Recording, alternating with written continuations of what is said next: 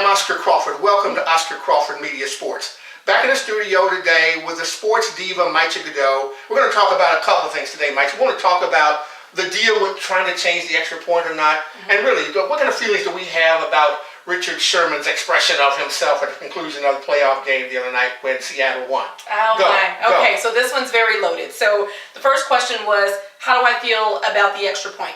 Well, I was listening to sports radio this morning, and Roger Goodell was saying that in about 1,200 extra point attempts this season, maybe only 5 were missed.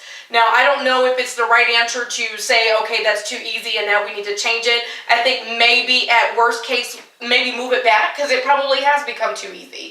It's almost like a given. So do we just want to go ahead and say it's 7 points a touchdown?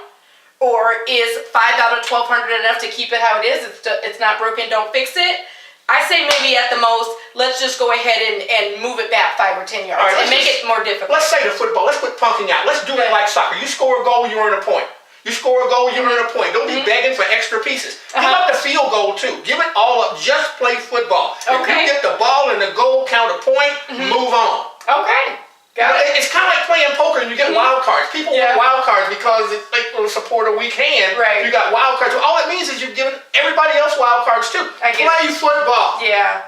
I still like the extra point. I like that they have the option to either, kick for that 1 point, or they can, do a run or a pass play for 2 points.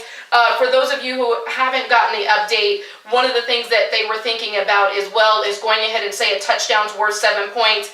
If you choose to go extra at that point, you either earn the next point, so you now have 8 points, or if you don't make your extra attempt, you go back to 6 points. So it's automatic 7.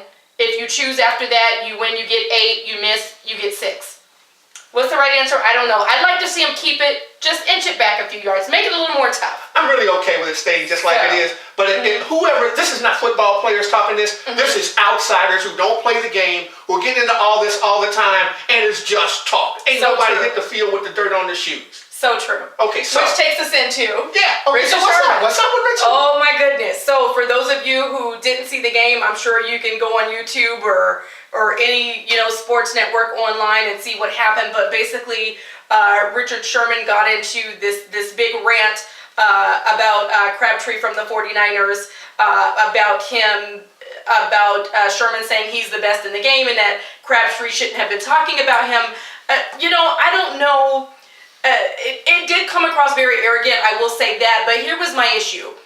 When these games end, these games are very emotional, and so to stick a mic in someone's face as soon as the game is over, they probably haven't really processed or thought about what they're going to say, and I'm sure that was something that today he probably wishes he didn't say or that he could take back. So, a lot of us say things in the heat of passion that we necessarily don't want others to hear. And I understand he said that at the inopportune time, but I think he was probably on 10 after the game, and he didn't have a chance to come back down to 2 before he made a comment. All right, well, let's take a look at it like this. There are people who are so anxious to jump on any African-American football player who does anything dumb. He hadn't killed anybody, he hadn't drugged up anybody, but he has emerged from Compton. He emerged from Stanford University as a football player and drafted in the 2nd round the year he came out. So he's no punk. I think I agree with you.